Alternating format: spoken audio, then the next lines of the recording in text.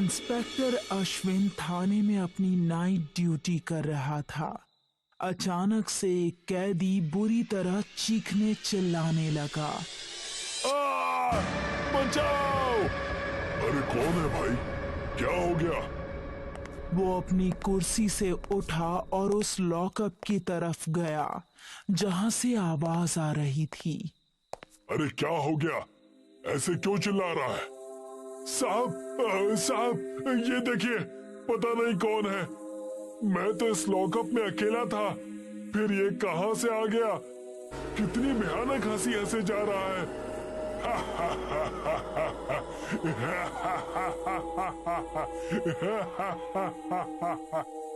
तो इसमें डरने वाली कौन सी बात है? अभी देखता हूँ कौन है। अश्विन ने ताला खोला और जैसे ही लॉकअप के अंदर गया, चादर में छिपा वो आदमी और जोर जोर से भयानक आवाज में हंसने लगा।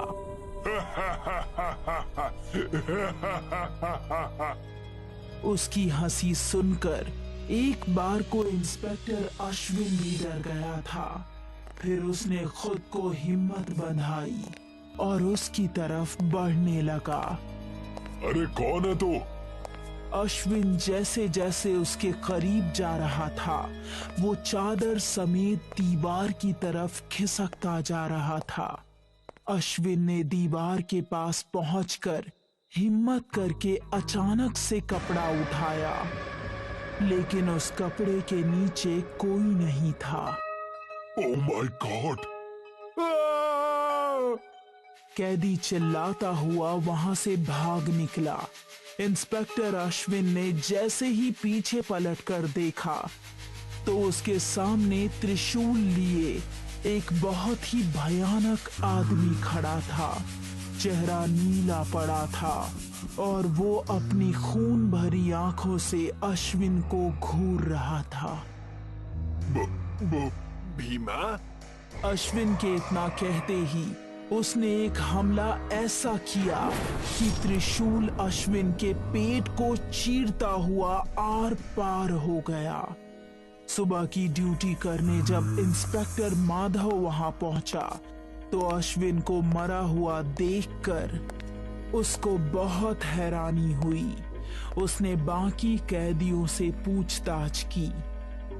साहब, हम कुछ देख तो नहीं सके, बस रात को उस लॉकअप में बंद कैदी जोर जोर से चीख रहा था। उसकी आवाज सुनकर दरोगा बाबू ने लॉकअप खोला और वो भी लॉकअप के अंदर चले गए। उन दोनों के अलावा किसी की भयानक हंसी भी सुनाई दे रही थी। बस उसके बाद वो कैदी हमें बाहर भागता हुआ नजर आया। ये सुनकर इंस्पेक्टर माधव को कुछ समझ नहीं आया। उसको लगा कि उस कैदी ने ही अश्विन को मारा होगा, लेकिन वो तीसरा आदमी कौन था जिसकी हंसी बाकी कैदियों को सुनाई दे रही थी? इंस्पेक्टर माधव जब रात को अपनी ड्यूटी खत्म करके घर वापस जा रहा था तो उसकी कार के बोनट पर अचानक वो भयानक आदमी आकर खड़ा हो गया। इंस्पेक्टर माधव ने खौफ में आकर ब्रेक लगा दी। उसने त्रिशूल से इंस्पेक्टर माधव पर हमला किया, लेकिन त्रिशूल उसकी आंखों के 1 इंच पहले ही रोक दिया। मैं चाहूं तो तुझे भी अभी खत्म कर सकता हूं, लेकिन तुझको तेरा वादा पूरा करने का एक आखिरी मौका दे रहा हूं। ऐसा कहकर वो गायब हो गया। अब इंस्पेक्टर माधव को 1 हफ्ते पहले गुजरी घटना याद आने लगी। शहर में 2 बड़े नेताओं की हत्या से अफरा तफरी मची हुई थी। उसके खून के इल्जाम में पुलिस ने भीमा को अरेस्ट कर लिया था, लेकिन किसी को भी यकीन नहीं था कि भीमा जैसा आदमी किसी का खून कर सकता है। भीमा? मोहल्ले वाले तेरी बड़ी तारीफ कर रहे थे, फिर तूने हत्या जैसे कांड को अंजाम कैसे दिया? आदमी की शक्ल देखकर आजकल पुलिस चार्जशीट बनाने लगी है। शक्ल देखकर नहीं, अकड़ देखकर। तूने मर्डर किया है, वो भी दो बड़े नेताओं का। तुझे पता है, पिछले हफ्ते भंडारे का खाना खाकर हमारे एरिया में ना जाने कितने लोगों की मौत हुई थी। हाँ, हुई थी। तो तू कहना क्या चाहता है? जिन दो नेताओं को मैंने मारा है, उन्होंने अपने सामने वाली पार्टी को बदनाम करने के लिए उनके भंडारे वाले खाने में जहर मिलवाया था। अगर मैं तुम्हारे पास आकर कहता तो क्या तुम उनको अरेस्ट करते? उनके खिलाफ इतनी आसानी से एक्शन नहीं ले सकते थे, वो काफी बड़े नेता थे। तो फिर मेरे खिलाफ कैसे इतनी आसानी से एक्शन ले लिया? मुझे भी तो खून करते हुए किसी ने नहीं देखा। तभी सामने से उन पर कई गुंडों ने फायरिंग शुरू कर दी। पुलिस ने जीप से उतरकर उन पर फायरिंग करना शुरू किया, लेकिन उनका कांस्टेबल मारा गया। अब इंस्पेक्टर अश्विन और इंस्पेक्टर माधव ही बचे थे। दोनों तरफ से गोलियां खत्म हो चुकी थी और सामने से गुंडे उनकी तरफ भागे आ रहे थे। मैं इन सबको अकेला मार सकता हूँ। तुम्हें सिर्फ मेरा एक काम करना होगा। मेरे जेल से छूटने तक मेरी बेटी नेहा का ध्यान रखना। उसका मेरे अलावा इस दुनिया में कोई नहीं है। मैं वादा करता हूँ कि तेरी बेटी का पूरा ध्यान रखूंगा। भीमा जीप से बाहर निकला। वहां पर बने शिव मंदिर से भीमा ने त्रिशूल लिया और अकेला उन 6 से जा भिड़ा। भीमा उन पर कहर बनकर बरस रहा था और दोनों इंस्पेक्टर ये तमाशा देख रहे थे। भीमा ने अकेले ही उनको खत्म कर डाला और ये देखकर दोनों इंस्पेक्टर हैरान थे। भीमा वापस जीप की तरफ आ रहा था, तभी पीछे से एक गोली चली और भीमा वहीं ठंडा हो गया। गोली चलाने वाला आदमी कौन था, ये पता नहीं चल पाया। मैंने इंस्पेक्टर अश्विन को कहा था कि वो की बेटी को अपने घर ले जाकर उसको अपनी फैमिली मेंबर की तरह रखे। शायद अश्विन ने ऐसा नहीं किया होगा। क्या पिछले हफ्ते अश्विन अपने साथ किसी बच्ची को यहाँ लेकर आया था? हाँ, वो लेकर आए थे। उन्होंने कहा था कि वो बच्ची अनाथ है। उन्होंने उसको एक दिन हमारे ही घर पर रखा था, फिर उसको अनाथ आश्रम में छोड़ आए थे। ओह नो, यही गलती कर दी उसने। मुझे अभी उसे वहां से लाना होगा, वरना मुझे भी मार डालेगा।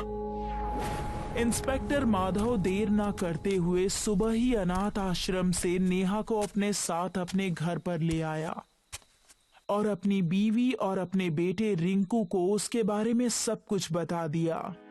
बेटा नेहा, आज से तुम यहीं रहोगी। आज से रिंकू तुम्हारा भाई और हम दोनों तुम्हारे मम्मी डैडी। हाँ बेटा, अपने भाई रिंकू के साथ खेलोगी, स्कूल जाओगी और मजे करोगी, ठीक है? सुनकर नेहा बहुत खुश हुई। अब inspector Madhav police station duty के लिए निकला तो उसको बाहर भीमा खड़ा हुआ नजर आया। भीमा, अब तुम डरो नहीं। मैं तुम्हें मारने नहीं आया, बल्कि तुम्हारा शुक्रिया अदा करने आया हूँ। मैं अब सुकून से इस दुनिया से जा सकता हूँ। मेरी बात सुनो। उस रात जो हम पर हमला हुआ था, वो खास तुम्हें खत्म करने के इरादे से ही हुआ था। किसने मरवाया था मुझे? जिन दो नेताओं को तुमने मारा था, उनकी पार्टी के एमएलए ने तुम्हें मरवाने के लिए गुंडे भेजे थे। एमएलए रघुवीर। या रघुवीर, तेरी मौत आ रही है। एमएलए रघुवीर अपनी हवेली में 2 पॉलिटिशियंस के साथ बैठा हुआ था। अच्छा हुआ उसको हमने मौके पर ही खत्म करवा दिया, वरना पुलिस जांच पड़ताल करती तो हमारे नाम भी खुल जाते कि उस भंडारे वाले खाने में जहरीली दवाई हमने ही मिलवाई थी। तभी अचानक से वहां की सारी लाइट्स ब्लिंक करने लगी। सामने खड़ा भीमा जोर जोर से त्रिशूल को जमीन पर मार रहा था और खून भरी निगाहों से उनको देख रहा था। ये कैसे हो सकता है?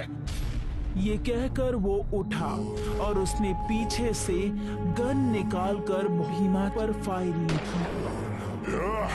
त्रिशूल से उसकी गर्दन उड़ा दी, जो कटकर रघुवीर के कदमों में जा गिरी।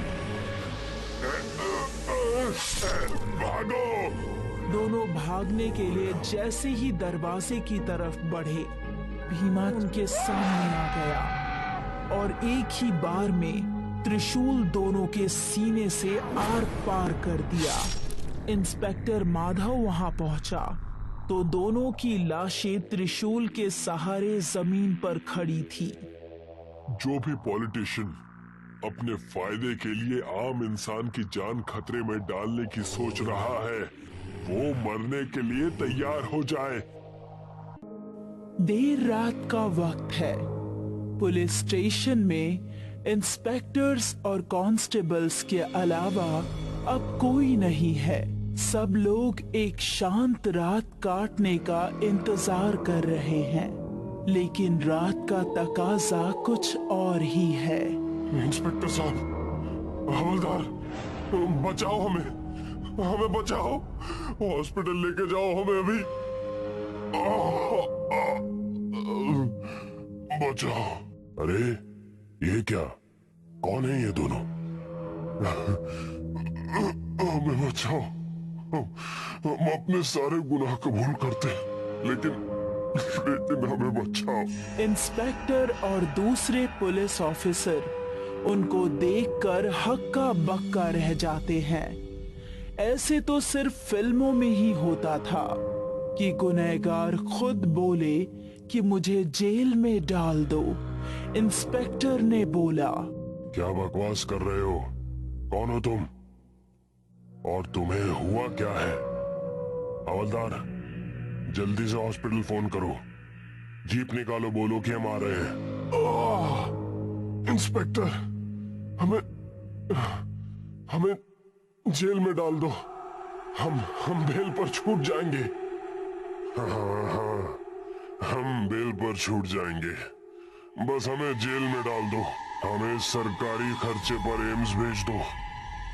उन दोनों की बात सुनकर इंस्पेक्टर और हवलदार को कुछ सूझ नहीं रहा था। वो उन दोनों को देखते ही रह गया। इंस्पेक्टर!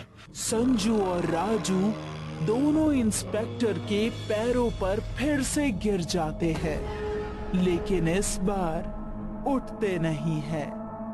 इंस्पेक्टर और हवलदार उन्हें टच करते हैं और देखते हैं कि वो मर गए हैं। ये तो मर गए। कौन है ये दो?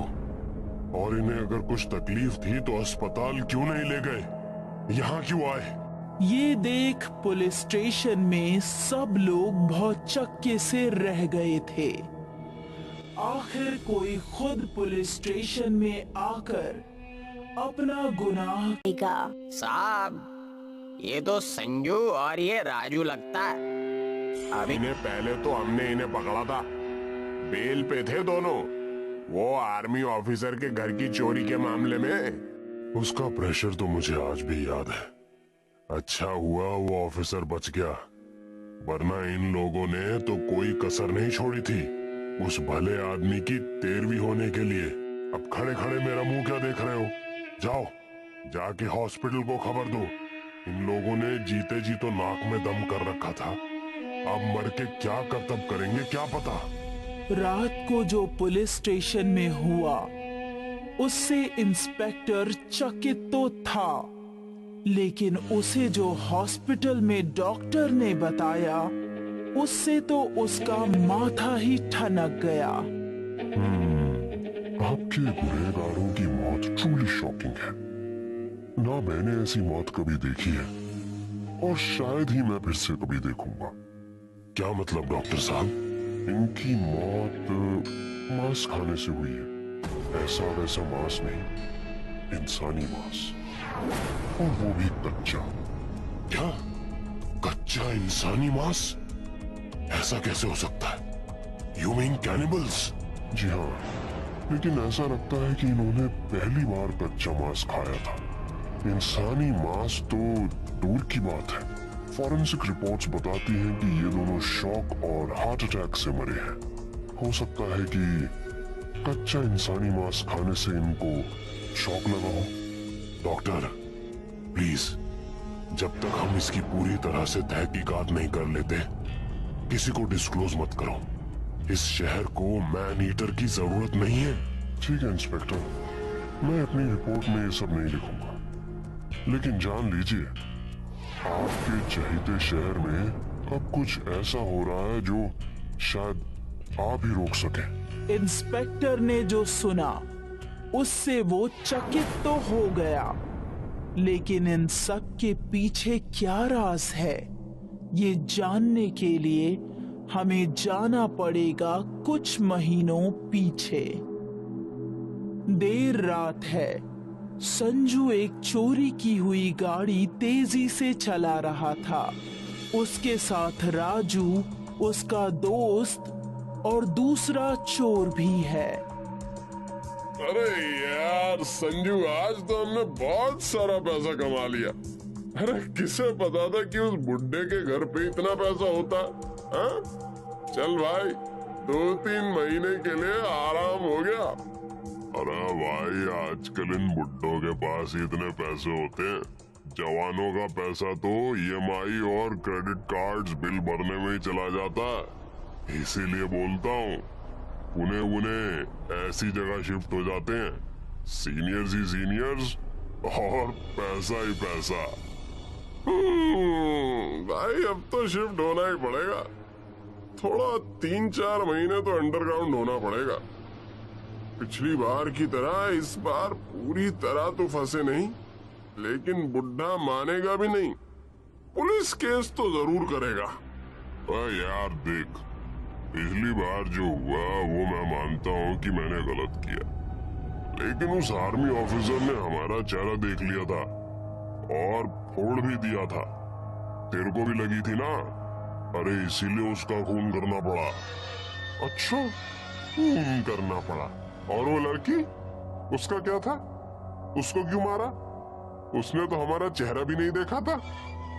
अब देख, सबसे पहली बात, अदालत में ये प्रूव नहीं हुआ कि हमने उसे मारा, और दूसरी बात, वो सॉफ्टवेयर इंजीनियर थी। उसका घर देखा था, चारों ओर सीसीटीवी कैमरास। एक भी पुलिस के हाथों लग जाता तो हमारी शामत थी, शामत, समझा? हम बच गए, ये समझ कि पुलिस की नजर पड़ने से पहले ही हमने उस लड़की और कैमरास दोनों को गायब कर दिया। हाँ, और अदालत में तो हमको बेल भी दी थी। वो लॉयर ने क्या बोला था? हाँ? अरे विक्टिमलेस क्राइम। हाँ, विक्टिमलेस क्राइम। उसको क्या मालूम कि रोड एक्सीडेंट भी होते हैं। गुनहगार अपने गुनाहों की जब प्रशंसा करने लगे तो समझना चाहिए कि उसका अंतिम वक्त आ चुका है। अरे हरामखोर, देख के चलाना। अरे वो जवान लड़की को मार देने का मजा ही कुछ और था।